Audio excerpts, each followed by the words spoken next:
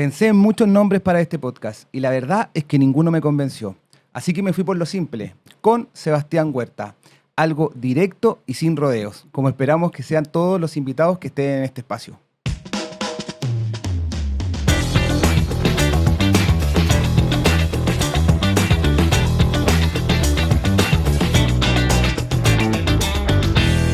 Hoy arrancamos con el fiscal Mario Carrera.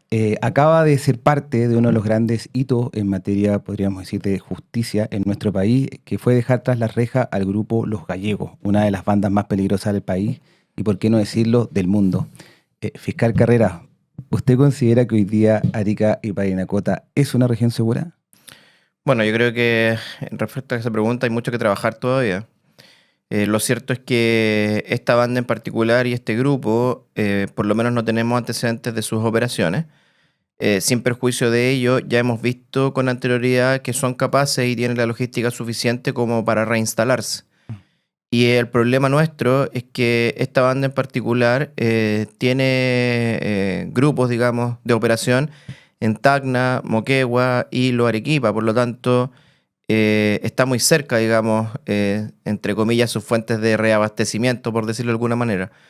Pero sin lugar a dudas, los éxitos que hemos tenido con esta causa evidentemente marcan un antes y un después en varios de los delitos, donde han bajado bastante y por lo tanto estamos en un mejor pie, sí, pero en ningún caso podemos decir que los problemas han terminado. ¿Cuál es el mayor desafío que enfrenta la región en materia de seguridad? Bueno, el mayor desafío nuestro es el control de fronteras, porque efectivamente no tenemos mayor noción de lo que pasa de ahí hacia allá.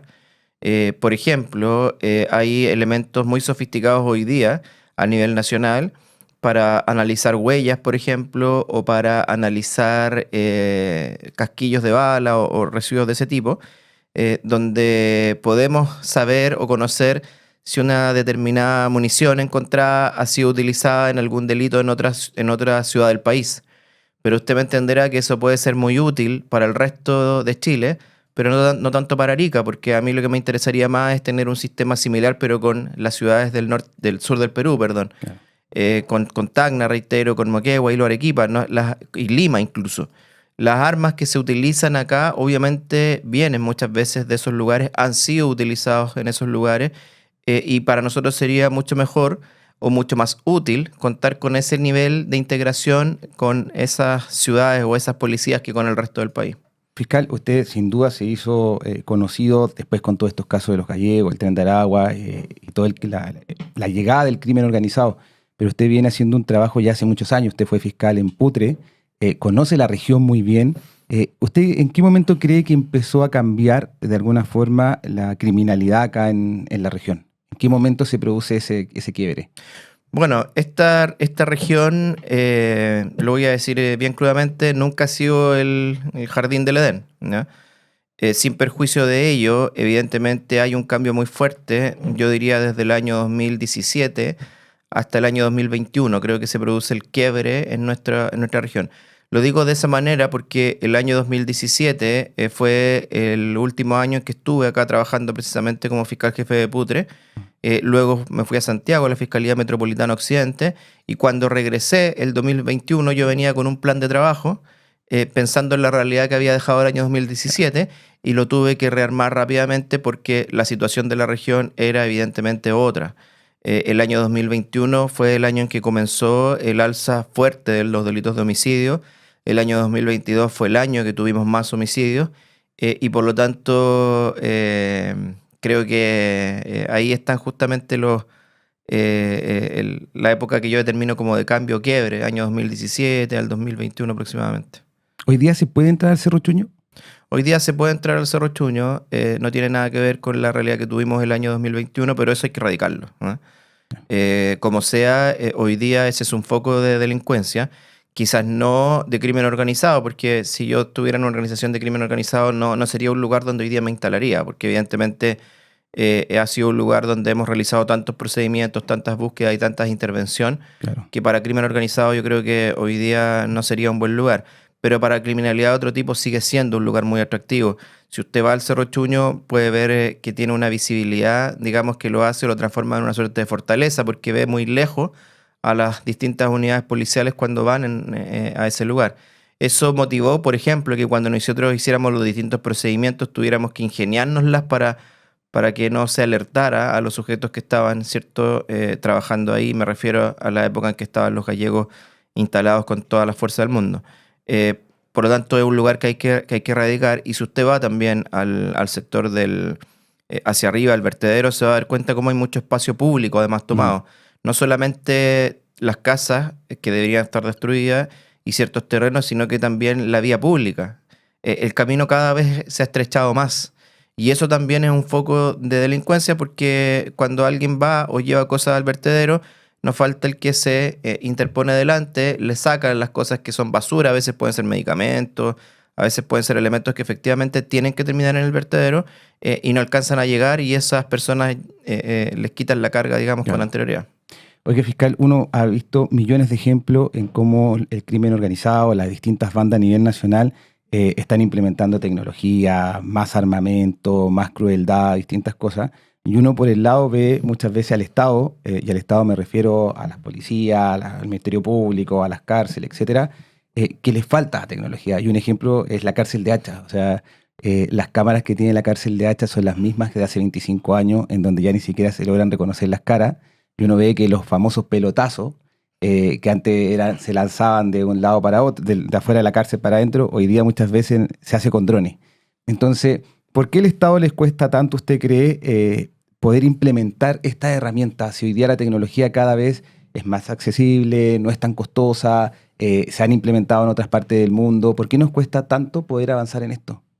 Bueno, ahí intervienen temas muchas veces de carácter político. Desgraciadamente, los órganos persecutores tienen su presupuesto y la única forma de ampliarlo es a través del gobierno y muchas veces o normalmente a través de ciertas modificaciones legales. De hecho, la ley de presupuesto se discute año a año en el Congreso.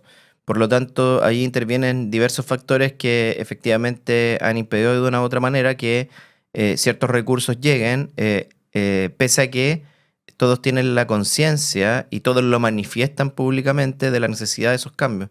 Entonces, acá, claro, es bien complejo porque cada día que perdemos le estamos dando ventaja efectivamente a este tipo de grupos.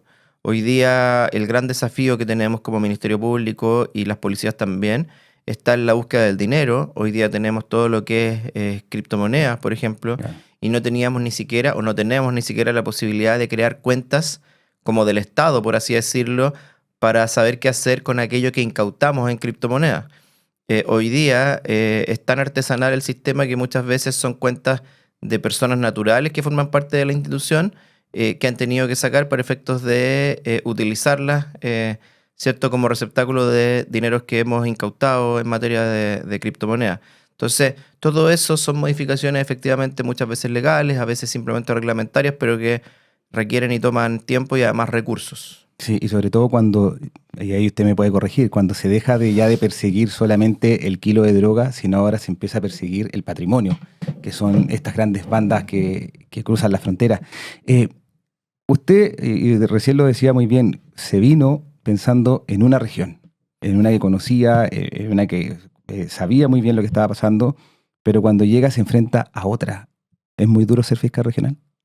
Bueno, es complejo, es un cargo complejo evidentemente, porque pensemos que la fiscalía es donde llega absolutamente todo, desde la persona que es sorprendida cometiendo una falta, muchas veces de carácter penal en la vía pública, pensemos en un consumo simple de drogas, hasta el delito de homicidio o los delitos de crimen transnacional. Y en el medio están absolutamente todos los delitos que día a día sufren, ¿cierto?, las personas. A veces hay temas de daños, de lesiones, violencia intrafamiliar, delitos sexuales, es cierto, delitos de carácter, bueno, que tienen que ver a veces con la arquitectura, con la corrupción. Entonces, la gama efectivamente de áreas que tiene que cubrir uno es altísima. Y eso además se ve refrendado con la poca dotación que tenemos o el poco número de fiscales que hay. Entonces, son trabajos que son difíciles de hacer y hemos tenido bastante éxito en esta región, básicamente porque hemos sabido ver estos temas desde lo administrativo interno. O sea, me interesa que los fiscales tengan el menor número de causas y la mayor cantidad de recursos para poder exigirle resultados, porque si tenemos un fiscal con 1000 causas, la verdad es que exigirle, digamos, en cada una de ellas una tramitación casi exclusiva es imposible. Entonces creo que donde nos ha ido bien y hemos logrado por eso tener éxito, efectivamente, es porque hemos realizado muchos cambios, como por ejemplo la carpeta digital. Hoy día no hay ningún documento que no sea digital en la Fiscalía, eso ha acelerado muchísimo los procesos. Queremos el próximo año también digitalizar lo que es la custodia, o sea, que cada vez que un fiscal requiera acceso a alguna especie, que se incautó alguna causa, la tenga en formato 3D en su pantalla con un clic y no tenga que enviarse a alguien a una bodega, ¿cierto? Con todo lo que eso implica de tiempo. Claro. Entonces, creo que cuando uno tiene pocos recursos, bueno, hay que hacer cambios de otra naturaleza para tratar de apresurar los procesos y tener buenos resultados. En el caso de los gallegos nos enteramos como ciudadanos habían centros de tortura, extorsión, que se enterraron personas vivas, hechos que no teníamos precedente acá en la región. ¿Cuál fue tu reflexión cuando recibiste eso? Bueno, lo que ocurre es que nosotros cuando vimos, igual que cualquier ciudadano de esta región, un aumento explosivo en los delitos de homicidio, y no solamente en los números, sino que también en la forma, o sea, veíamos vehículos quemados, con personas dentro que habían sido previamente torturadas, incluso quemados vivos también, al igual que las personas que fueron enterradas vivas. Entonces nosotros vimos que acá estábamos en presencia de algo distinto, absolutamente distinto a la criminalidad que teníamos con anterioridad. Y en las primeras mesas que tuvimos de crisis, por así decirlo, fue cuando tuvimos que tomar varias decisiones difíciles en aquella oportunidad. Primero, designar un equipo que se dedicara absolutamente a este fenómeno. Y reitero, eso es muy difícil de hacer en una fiscalía que es pequeña. Claro. Y de hecho al fiscal a cargo, esto lo negamos, no lo negamos, pero no lo difundimos durante mucho tiempo porque las medidas de seguridad no se difunden, pero hoy día ya todos lo saben. A ese fiscal tuvimos que trasladarlo en ese momento a otra región junto con su familia, o sea, desarraigar a sus hijos del colegio, de universidad, de trabajo, de la pareja, etc. Y eso lo hicimos porque, y estamos dispuestos a hacerlo porque entendíamos que estábamos frente a un fenómeno que requería de nuestra máxima disposición. ¿Y por qué sacarlo de la región? Porque no había posibilidades de cuidar o proteger a ese fiscal y su grupo familiar en el caso de que se mantuvieran acá, porque esta región es muy pequeña, y nos encontramos todos en todas partes, entonces es muy difícil eso. Y por eso es que realizamos aquello, y claro, fue muy exitoso porque después efectivamente tuvimos situaciones de amenazas bien complejas, pero eran mucho más fáciles de enfrentar estando en un lugar desconocido, que donde la unidad de víctimas de la Fiscalía Nacional nos apoyó bastante, y tuvimos, parte de los buenos resultados también tienen que ver efectivamente con eso. En la Fiscalía también presentamos proyectos para modificar el número de guardias, por ejemplo, pasó de 3 a 11. También en aquella oportunidad y por ese año, solo por ese año 2022, mientras no tuviéramos claro bien a quién nos enfrentábamos, eliminé la ropa institucional de los funcionarios. También pusimos jornada única, cosa que a la hora del almuerzo no estuvieran paseándose por distintos lugares. O sea, tratamos de ver todos los mecanismos que protegieran a nuestra institución para poder hacer frente a este fenómeno. Y reitero, el año 2021 y el año 2022 no sabíamos lo que era Tren de Aragua, en términos ni siquiera de nombre, ¿no? Hoy día, claro, hoy día más o menos tenemos perfilamiento, sabemos de dónde vienen, qué han hecho, de qué son capaces, etc. Pero en esa época no sabíamos a qué nos enfrentábamos. Y quiero remontar a toda la ciudad de esa época. La cantidad de denuncias que habían por llamadas de extorsión vinculadas a esta organización era tremenda. Algunas reales, algunas muy pocas reales y otras que eran falsas, pero que en la ciudadanía causaban esa conmoción, porque estábamos efectivamente viviendo un fenómeno que nos afectó a todos los que vivimos en esta ciudad. Y claro, fue una época compleja, pero creo que visto ya después de 2, 3 años, creo que cada una de las decisiones que se tomaron en ese momento fueron acertadas. También otra de las decisiones que fue muy importante, incluso me prohibieron durante mucho tiempo que la mencionara, pero yo creo que hay que entender cómo trabajamos. Que di la orden de infiltrar esta organización y no detener a aquellos que nosotros ya teníamos individualizados en esa etapa. me refiero a marzo del año 2022, nosotros podríamos haber tenido unas 10 o 8 personas más o menos, que ya los teníamos vinculados a ciertos delitos. Pero la idea era dejarlos trabajar, dejar que ellos creyeran que no teníamos idea quiénes eran y que estábamos sobre sus pistas, y por eso es que los dejamos hasta el mes de junio trabajar con entera libertad. Incluso se me preguntó semanas antes del primer procedimiento si Tren de Aragua estaba instalado en Chile, que era una discusión, me acuerdo, política en ese momento. Yo dije que no teníamos ningún antecedente en circunstancias que ya teníamos hasta un agente encubierto, ¿cierto?, al interior de la organización. Pero eso se hizo con un fin superior, que era desarticularlos o darles el mayor golpe posible, porque sabemos que después es más difícil. Cuando uno va haciendo golpes pequeños, lo hemos visto en otras regiones, es más complejo. Entonces creo que esa decisión, claro, fue compleja de tomar, porque ¿qué pasa con los delitos o crímenes que ocurrieron entre esa decisión y las detenciones, ¿cierto? Afortunadamente no tuvimos ninguna muerte, que lamentar ninguna muerte, ningún homicidio respecto de personas comunes o de ciudadanos. Las muertes que tuvimos en ese periodo eran entre lucha de bandas por territorio o personas vinculadas de una u otra manera a la organización. Pero era una decisión difícil que efectivamente había que tomar, asumiendo los riesgos de tener un grupo que siguiera operando durante esos meses. Cuando se logra desbaratar estas bandas y se logran meter presos a estas bandas, de alguna forma se produce un efecto que uno, por ejemplo, los saca de cierta zona, pero los lleva a la cárcel. ¿La cárcel hoy día tú sientes que está preparada para tener este tipo de bandas tan peligrosas? No, Gendarmería tiene varios problemas.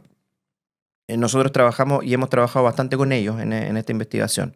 Así que sabemos que hay muy buenas personas, muy buena gente, y de hecho hemos desbaratado varios intentos de ellos de hacer cosas. Uno de ellos que trascendió respecto a poner una bomba en el tribunal o en algún otro lugar vinculado a la persecución.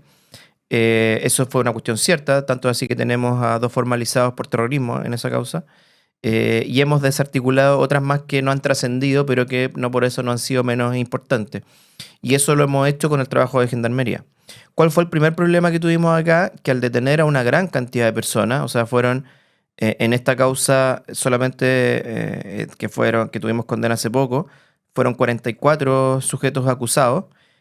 44, varios salieron de abreviado, en procedimiento abreviado, porque tenían una participación menor o tangencial. Hablamos de algunos chilenos que colaboraron y tuvieron penas importantes, pero que no formaban parte de la organización. Y además otros en procedimientos, digamos, conexos. En definitiva, eran entre 50 o 60 sujetos vinculados a Tren de Aragua y Tren del Coro, que estaban privados de libertad en algún momento en nuestro penal. Eso significó que nuestro penal se transformara en un centro de operaciones de esta organización. ¿Por qué lo sabemos con certeza? Porque nosotros seguimos siguiendo a cada uno de ellos. En los libros de contabilidad que incautamos con posterioridad a los primeros operaciones, ya se anotaba o se dejaba registros de dinero que era llevado a la cárcel para mantener a estas personas. Y también por análisis de inteligencia, nosotros teníamos claridad de que varias de las órdenes de muerte se habían dado desde el interior de la cárcel. Entonces fue ahí cuando, de nuevo, comité de crisis, ¿qué hacemos con este problema? Rompimos una de las lógicas en nuestro país que antes era imposible para el mundo jurídico romper, que era que una persona que estaba en una región determinada cumpliera su prisión preventiva en una región distinta. Acá lo hicimos, con Gendarmería comenzamos los traslados, luego tuvimos amparos presentados por la Defensoría Penal Pública que implicaron que muchos de ellos volvieran, fueron trasladados nuevamente, insistimos, y con posterioridad la Suprema ya terminó de rechazar esos amparos y por lo tanto darnos un refuerzo a las decisiones que estábamos tomando, y hoy día a nivel nacional no se discute esto.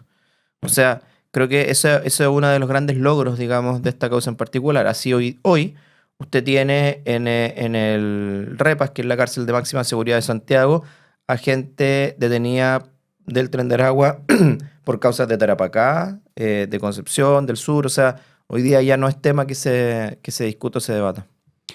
Cuando uno ve las cifras de homicidio del año 2022, 2023, claro, baja, pero todavía sigue siendo muy alta. Todavía se desconocen las del 2024, pareciera que son las parecidas a las del 2023. Sí.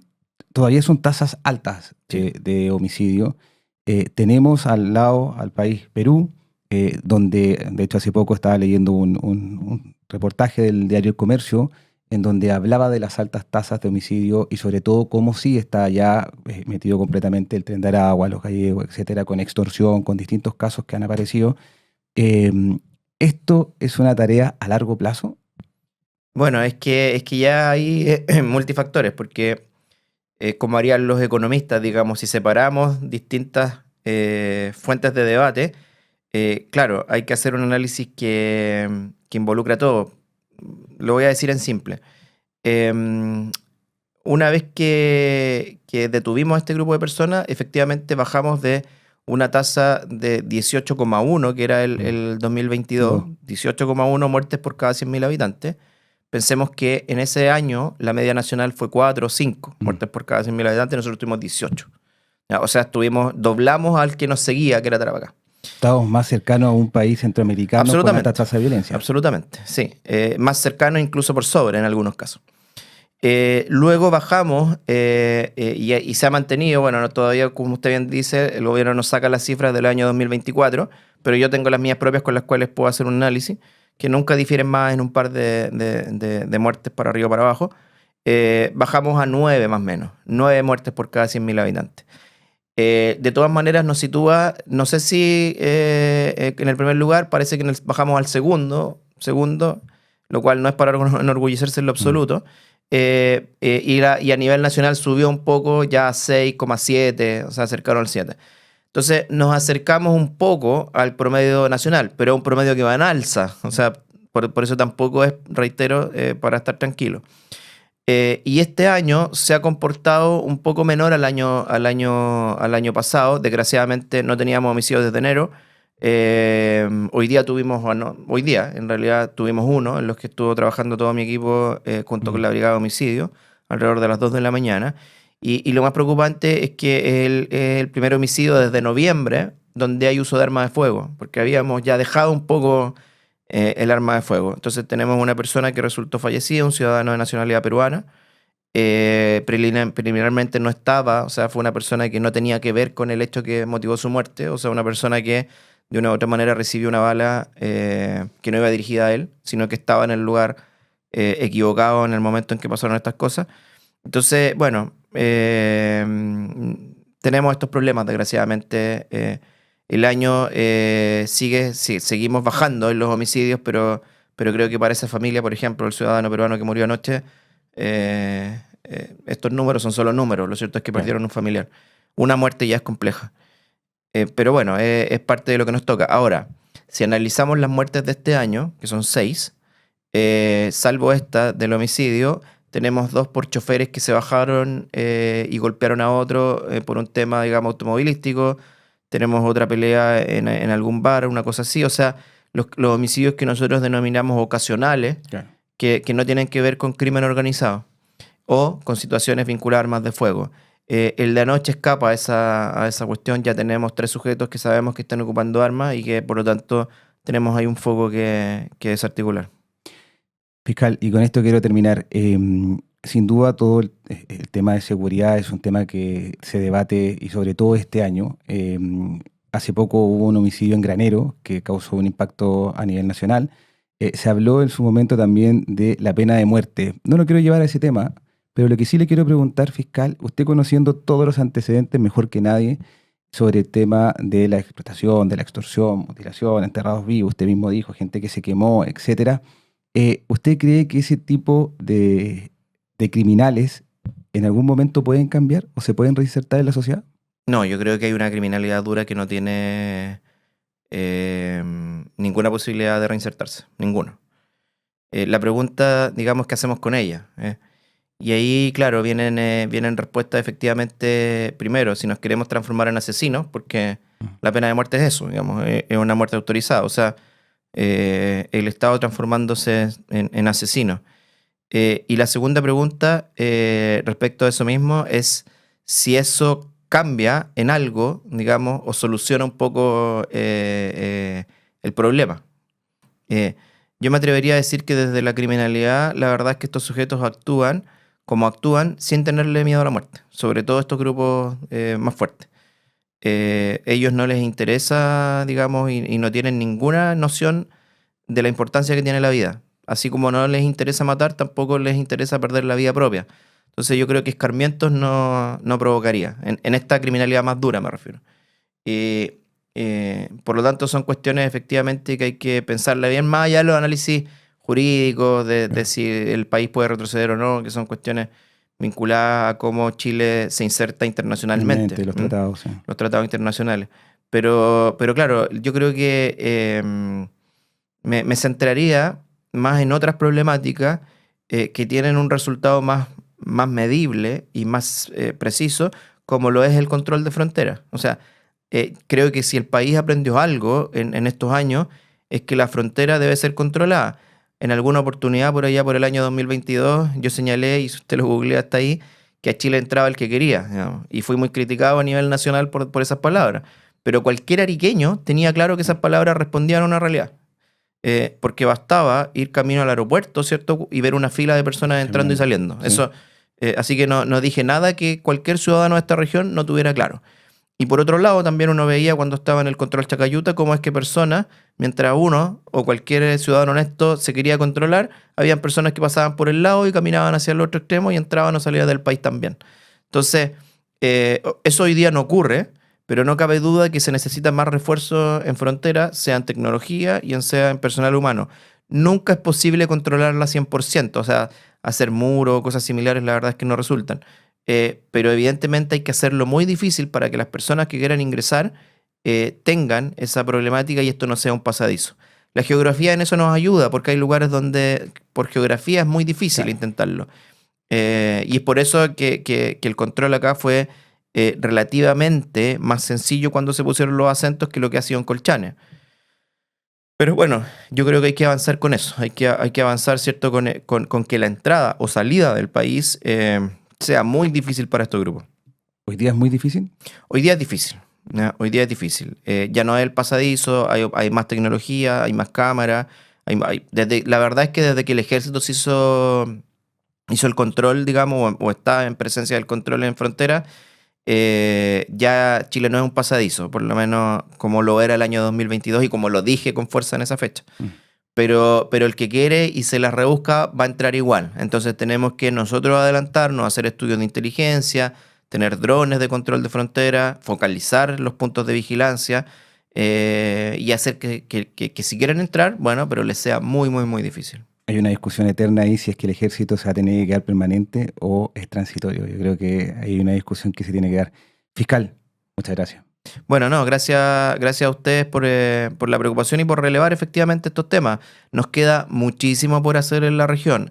Hay que reconocer el trabajo bueno que hemos hecho, no solamente el Ministerio Público, porque el juicio de los gallegos no es obra solamente del Ministerio Público, sino un poder judicial que nos diera todas las órdenes cada vez que las necesitábamos. La gente no sabe, pero nosotros los llamamos al juez a las 4 de la mañana, a las 5 de la mañana para pedirle cosas, y si ese juez no contestara y no fuera activo en ello, la verdad es que tampoco podríamos seguir adelante.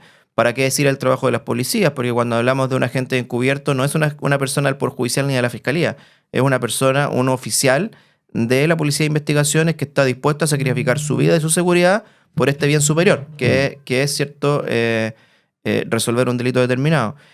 Bueno, y así también nos coordinamos en aquella oportunidad con las distintas instituciones de nuestra región, luego a nivel central, porque primero, esta pelea fue bien interna primero, pero luego el nivel central también se sumó y los buenos resultados son precisamente respecto a esto.